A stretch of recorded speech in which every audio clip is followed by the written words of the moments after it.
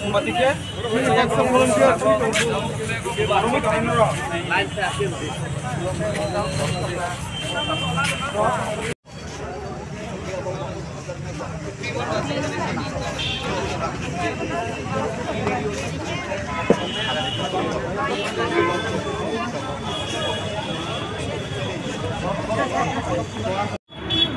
layu ini pun tak saya tunggu buka berapa kabel bu.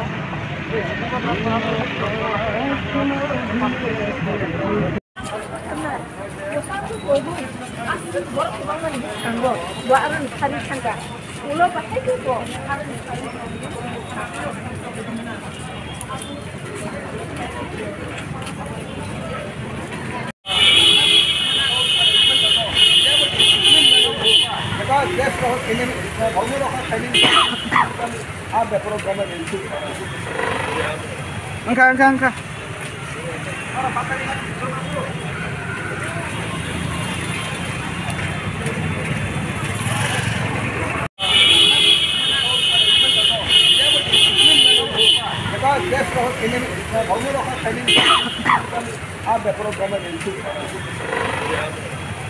Angka.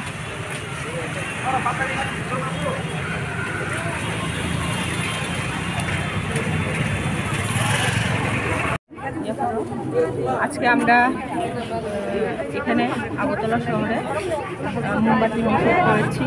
এটার কারণ একটাই, আমাদের 14 ডিসেম্বর আমাদের যে দুইজন টিএসআর জওয়ানদের ওদের যেভাবে ক্যাম্পের মধ্যে হত্যা করা হয়েছে ওটা অনেক নিন্দনীয়। কারণ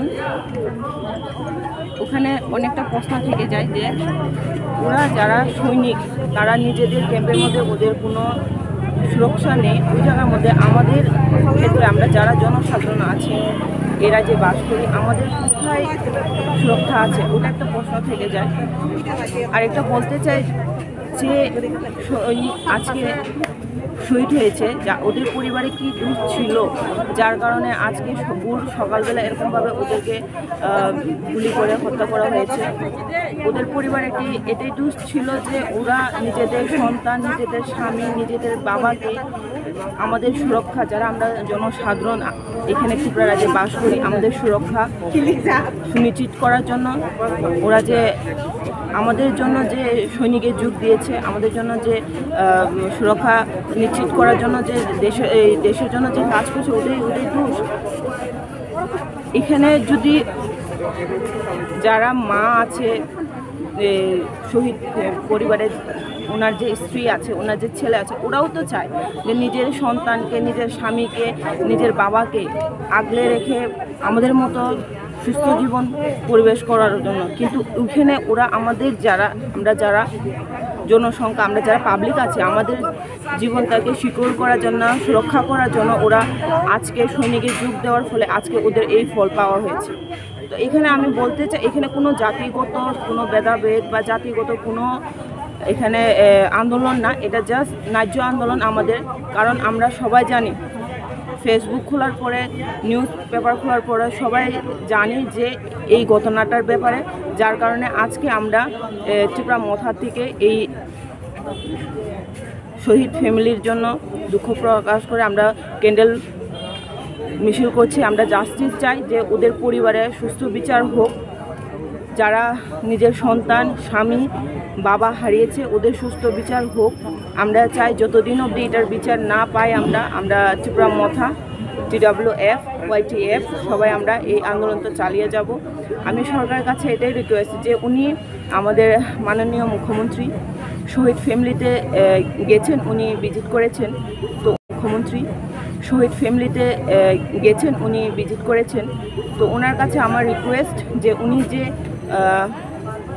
শহীদ ফ্যামিলিকে যে কথাগুলি, যে আশ্বাসগুলি দিয়ে এসছে যে উনি জাস্টিস দেবেন, ওই জাস্টিস দেওয়াটা যাতে শুধু কথা না হয়ে থেকে যায়, ওটা জানে সত্যিকারের জাস্টিস। কারণ আমরা অনেকগুলি দেখতে পাই যে আমাদের গত ইয়ার লাস্টে আমাদের যে বিশ্বজিৎ আমাদের যে আরেক সৈনিক যে নিজের চাকরি শেষ করার পথে যে বাড়িতে ফেরার পথে যেভাবে হত্যা করা হয়েছে ওটার জাস্টিস এখনও হয়নি।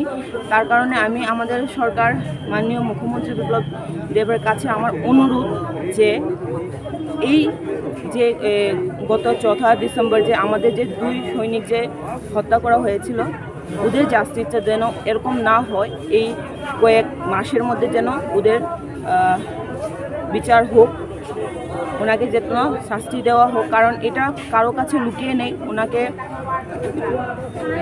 যে সুকান্ত দাস যিনি আছেন, যিনি ওপেনলি মার্ডার করেছেন, জানি না এটা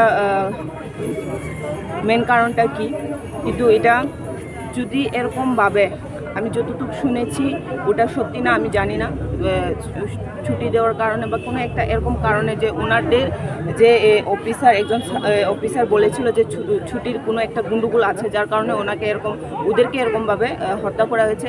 তো এরকম যদি প্রত্যেকটা ক্ষেত্রে যদি ছুটি দেওয়ার কারণে যে মেন ফিনিশিং গুলি করে হত্যা করা হয় তাহলে তো এই রাজ্যে আমি মনে করি শেষ পর্যন্ত কোনো মা বাবা, কোনো স্ত্রী, কোনো ছেলে নিজের সন্তানকে বা নিজের স্বামীকে বা নিজের বাবাকে এই সৈনিক আমাদের যে রক্ষা করে ওনাদের এই যে চাকরি জীবনে কেউ পাঠাবে না বলে আমি মনে করি।